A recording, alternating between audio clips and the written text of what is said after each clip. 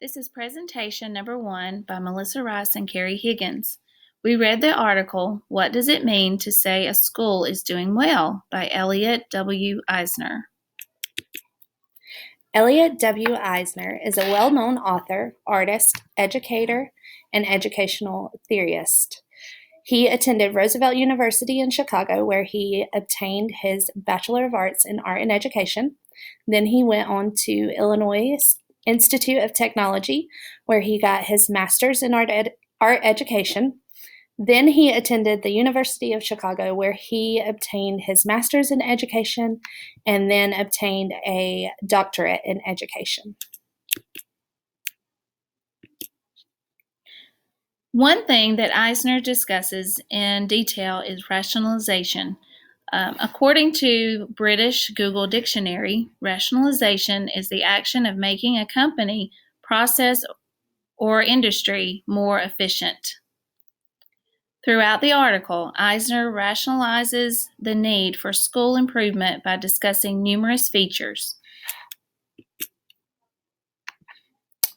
Eisner describes rationalization through discussing 6 different features. The first feature is clear specification of the end goal. This is knowing what is expected at the end and making students aware. For example, standards and rubrics. The second feature is measurement and assessment. Standards and assessments need to be measurable and known across the nation. The third feature is control and predictions. We assume we can control and predict what happens with interventions in the classroom. The fourth feature is interactions. The fifth feature is comparison of schools.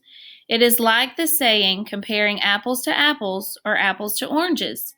You cannot compare two schools because of the differences that make up those schools. The sixth feature is extrinsic incentives. This is to motivate action. In some places, administrators are paid a bonus or incentive when their school performs well. Problems that Eisner brought to our attention were tests define our priorities. Schools and society are so focused on testing that it seems to be our main focus in education. Another problem was quality of conversations. Students need to be taught this now more than ever. Students today do not know how to have a good conversation. Another problem was teacher isolation and students' mentality. Another problem was lack of curiosity and interest. Students are lacking curiosity and interest because we are so focused on testing. We are taking this away from them.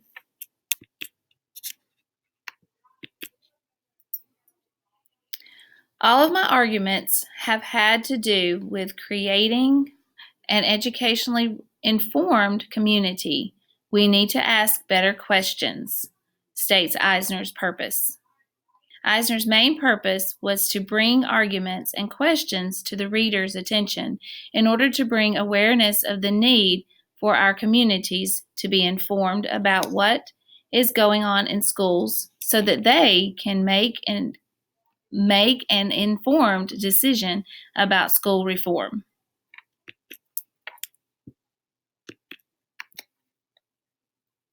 The function of schooling is not to enable students to do better in school. The function of schooling is to enable students to do better in life.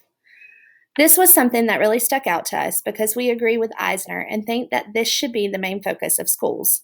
We need to train our students how to become active citizens so that they can do better in life. We agree with the majority of what Eisner stated in this article. We also think that there needs to be a new reform in education nationally, even 18 years later. Still too much emphasis on testing. In conclusion, Eisner states, we need a fresh and humane vision of what schools might become because what our schools become has everything to do with what our children and our culture will become. Our main focus should be our children because they are our future.